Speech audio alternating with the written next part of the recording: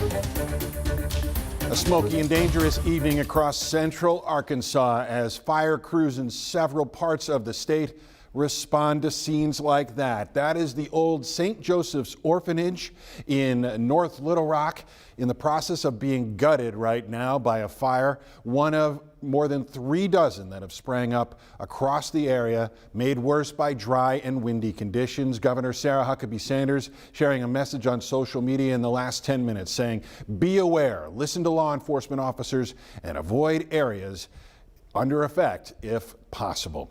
Good evening, I am Rolly Hoyt. Faith has the night off. We've got team coverage. We are in West Little Rock in 2 spots. We are in Southwest Little Rock, and we are alongside a closed highway in Jefferson County. Let's begin with THV11's Carter Thweet, right behind the Walmart that had a fire danger earlier this afternoon. Carter?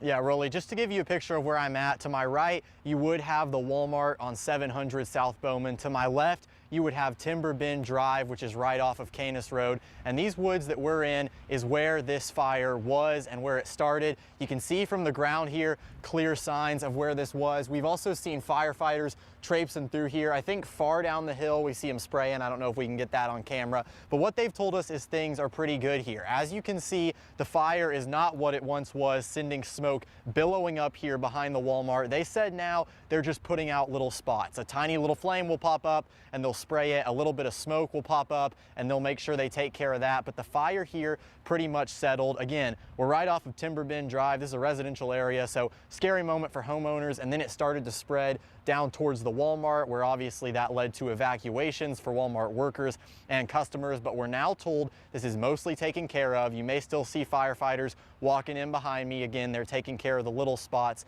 but this fire behind the Walmart on 700 South Bowman, mostly contained at this point. We'll continue to update you as you learn more, but for now, Rolly, I'm going to send it back over to you.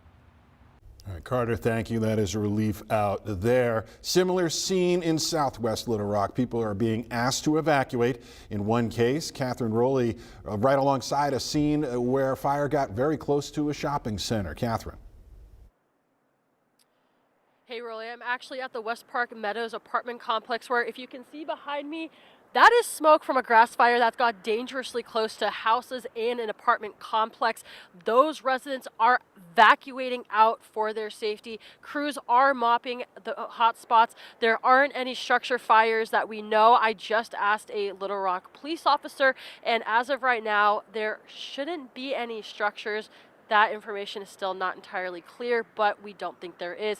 If you can see behind me, the hoses from the firefighters are still going, trying to keep those residents and their homes and apartments safe. It's been a very windy day. These winds have not helped these firefighters, but they are doing a great job at mopping up these hot spots. There are police all over the area blocking off entrances for people to stay out of the way. Again, there are residents evacuating out of this apartment complex. We're going to continue to monitor this situation, but Rolly, I'm going to send it back to you. All right, Catherine, this is not just a Little Rock thing right now. This is across the entire state. So let's head down to Jefferson County. Not far from I-530, Rebecca Brown has been trying to make her way there all afternoon. Rebecca finally making it to a section where I-530 has been closed off. Rebecca, what's the latest? Hey there, Rolly. Yeah, we're at the Family Church in Whitehall, where we're finally getting a closer look to show you guys about what we've been talking about for the last hour. So as you can see, this is where authorities tell us where the fire started here on Interstate 530. You can see the smoke. You can still see a little bit of flames. Now, it's every emergency crew you can think of out here right now. We have the counties, we have the cities, smaller counties. It's neighbor helping neighbor to contain these fires. Now, we were told people were evacuated for precautionary efforts to get people clear of this fire that keeps on spreading. Authorities have told us they asked for air tankers and helicopters, but that was delayed due to the wind, because multiple fires have started here this afternoon, and their biggest one is this Interstate 530 that we've been seeing all day.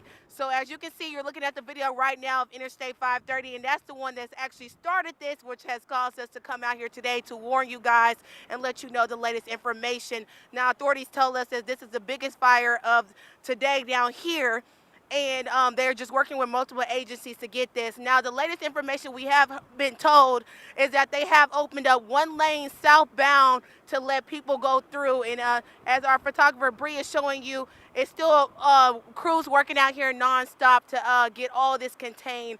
Now, we will keep bringing you the latest information as we follow this story, but as my colleagues have shared, just please be safe and be aware and cautious of this situation. Back to you, Rolly.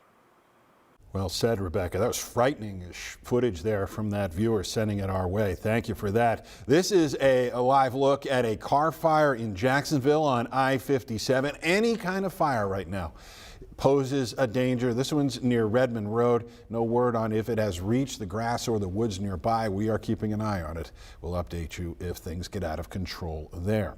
Just in the last hour, we've learned smoke is building back up in that western Pulaski County fire that started on Monday. But so far, fire crews tell us it's just smoke. They feel they still have that fire under control. It is not reignited. It's burned nearly 2,000 acres over the last 48 hours. For comparison, that would be double the size of Lake Maumelle, about 5 miles to the north of where the fire took place. And while crews feel they've got the upper hand with these high winds and conditions, they are not taking any chances. Currently, the fire is 100% contained. We have had crews, along with the Forestry Commission, crews on site around the clock since the fire Monday afternoon, continuing to strengthen the fire lines around the fire, as well as keeping a watch to make sure the fire doesn't jump the line. And speaking of Lake Maumelle, Central Arkansas Water says it is fully prepared to handle all of the demands from these fires. The utility says all fire flows are normal right now and the treatment plants are at normal operations.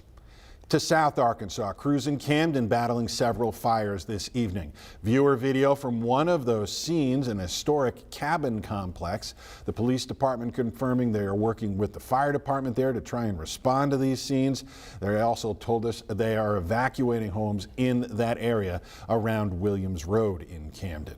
Just in the last 30 minutes, we've also learned crews in North Little Rock battling that fire we showed you live off the top of the St. Joseph Center of Arkansas in North Little Rock. They tell us this is a structure fire, as you can see by these pictures from a viewer right in that area, and you can see the results from our live camera a moment ago. We've got a crew on the way there. We'll get you more information once they arrive.